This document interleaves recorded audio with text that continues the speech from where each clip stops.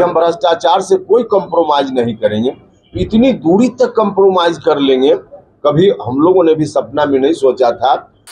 Tejashwi Yadav public domain में आकर उस भ्रष्टाचार के आरोप के बारे में बताएं कि क्या है।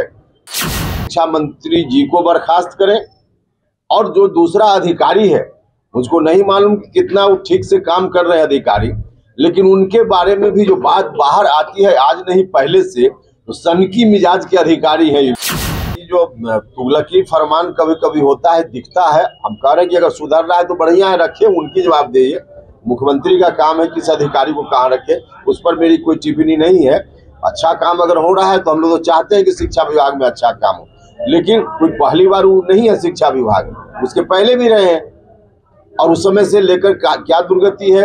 आज बिहार के माननीय शिक्षा मंत्री को कहना पड़ा, उन्होंने गलत कहा सही कहा एक अलग विषय है, लेकिन उनको कहना पड़ा 18 साल से नीतीश जी और उसके 15 साल पहले उन्हीं का शासन आरजेडी का, कि 35 साल के शासन काल के बाद कहना पड़ा कि हमारे बिहार में अंग्रेजी और विज्ञान विषय को पढ़ाने वाले शिक्षकों का अभाव है।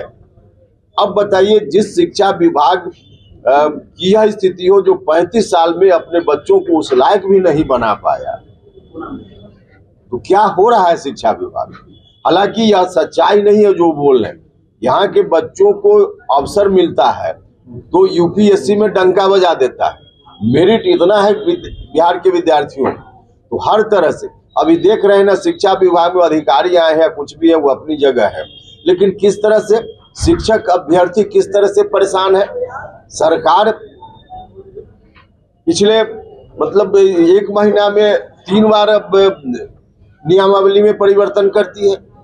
सरकार खुद ही कंफ्यूज्ड है, आज कुछ 5 दिन के बाद कुछ। अब इतने दिनों से जो बच्चे तैयारी कर रहे थे, एसटीटी पास किया उन्होंने, टीईटी पास किया उन्होंने, ट्रेनिंग की, बीएड डीएलएड वगैरह वगैरह, और अंत में आकर क्या कहा, हमने तो बहुत पहले कहा था कि जो बहाली की प्रक्रिया नीतीश जी मुख्यमंत्री बनते ही ले आए, डिग्री पाओ नौकरी पाओ, यह गलत पॉलिसी थी।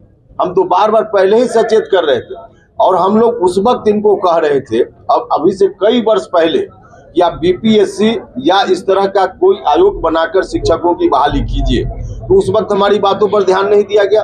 उस वक्त अगर ध्यान देकर यह निर्णय हो गया होता तो आज जो इतने बच्चे परेशान हैं नहीं परेशान होते। इनको पहले से मालूम होता कि हमको इसी रास्ते से टीचर बनना है, लेकिन बरसों बरस ट्रेनिंग करने के लिए एसटीटी की तैयारी में इन लोगों ने अपना जीवन लगा दिया, और जब नौकरी देने की बारी आई अब फिर से इनके सामने नया व्यवधान आ गया। तो सरकार व्यवधान खड़ा करने वाली है, शिक्षा से संबंधित समस्याओं का समाधान करने वाली नहीं। हाँ, कार्यालय नहीं जा रहे हैं शिक्षा मंत्री जी, हमने कहा है, लेकिन मुख्यमंत्री जी को चाहिए कि सिर्फ बुलाकर बात करने भर से काम नहीं हुआ, जो परिणाम सामने है, तो अब सीधे तौर पे या तो शिक्षा मंत्री जी को बर्खास्त करें और जो दूसरा अधिकारी है, मुझको नहीं मालूम कि कितना वो ठीक से काम कर रहे हैं अधिकारी, लेकिन उनके बारे में भी जो बात बाहर आती है आज नहीं पहले से, तो सनकी मिजाज के अधिकारी हैं ये भी। दोनों से शिक्षा विभाग को मुक्त कराएं। मुख्यमंत्री जी की यह जवाबदेही है, शिक्षा मंत्री जी को अभी अविलंब बर्खास्त करें, नहीं तो कोई सॉल्यूशन क्या होगा दूसरा आप वही बताएं।